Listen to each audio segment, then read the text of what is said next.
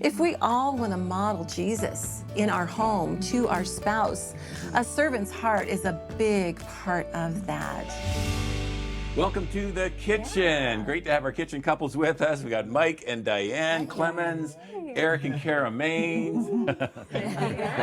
Yeah. And this is great being around the island. Yeah, and this is a really good topic, but you know what? I have a confession, you guys. I kind of struggled with this one at first because on the surface it sounds great, right? But really, underneath the surface, I mean, you do expect some things from your spouse. I mean, Eric and Kara, you guys, you are in the diaper stage, right? Yes. Like, Kara, you've got to expect some diaper changes from this guy. Like, come on. Yes, the thing that I was working through when we were listening to this, which is a great teaching, but I was thinking that we all go into a marriage with an expectation. We all think about what will our perfect spouse be like, what will our marriage function like, and then you get into the marriage and then everyday life happens and you begin to realize the capability or the capacity of your spouse.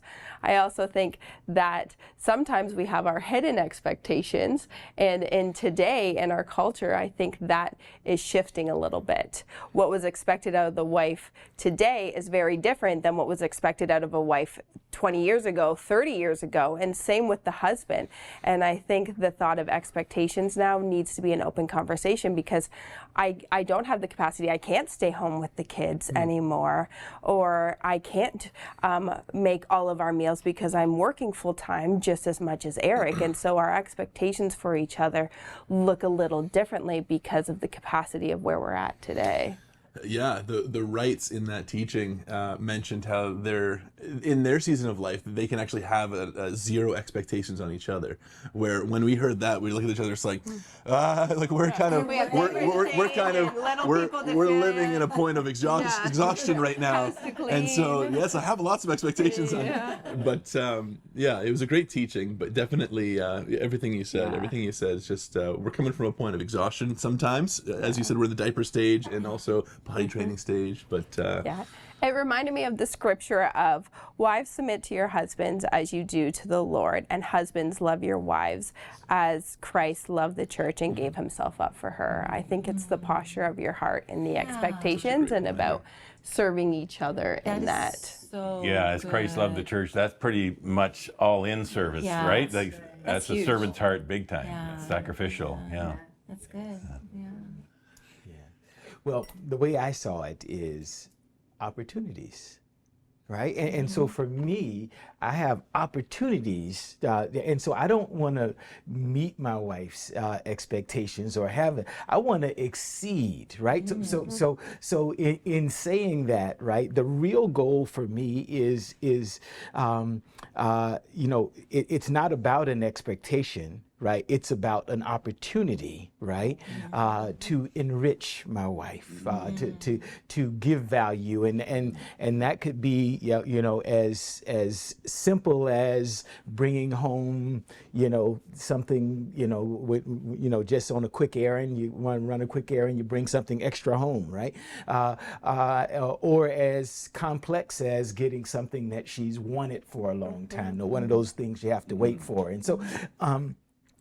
So in this, the expectation, I can kind of get over the idea of no expectations, but I would rather sort of live in the realm of, I don't want to try to meet the expectations. I want to exceed them, right? And so what I see is opportunities on a daily basis to value my bride, right? And so that was my thoughts. Yeah. I like that. I like that. Go ahead, Kara. Go ahead. I was just thinking too, on the opposite end, I think people need to realize that when we lay out our expectations together as a spouse, it's not nagging. And so I think sometimes we can see expectations as us nagging our spouse into doing something or acting a certain way. But I think if you have that open communication, they are different. Yeah. And I love what they said about the giving and receiving. And a lot of times we want to give expecting to receive something in return. right. Right? But it's not about that. Right? You give. And then when you receive, that's great. Right? So we have to understand that sometimes we're all different. Yeah. You know, I'm different from Michael. He's different from me. And he knows that I love a clean house too. Yeah. But I understand that, you know, that's not his thing, right? That's not, he's, you know, he can help me when he's, you know, able to help me, or, but I don't mind cleaning.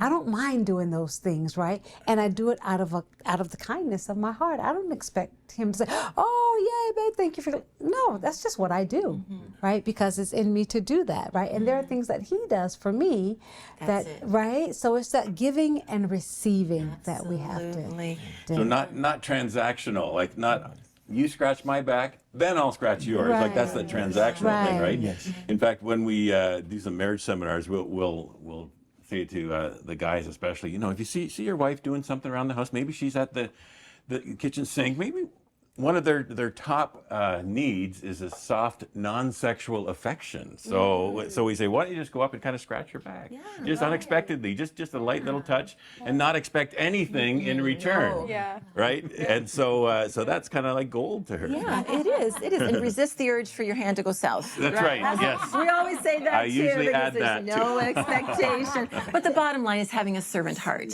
right? You mentioned about, you know, husbands love your wives like Christ loved the church. If we all want to model Jesus in our home to our spouse, a servant's heart is a big part of that. And that's the bottom line. And so, yeah, it's good stuff. Thanks, guys.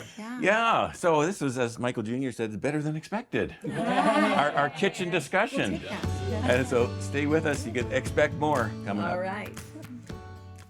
Hey friends, we really hope you're enjoying the marriage conversations here on our A Better Us YouTube channel. We have hundreds of more helpful marriage videos designed to give you hope and tools to make your marriage even better. Right.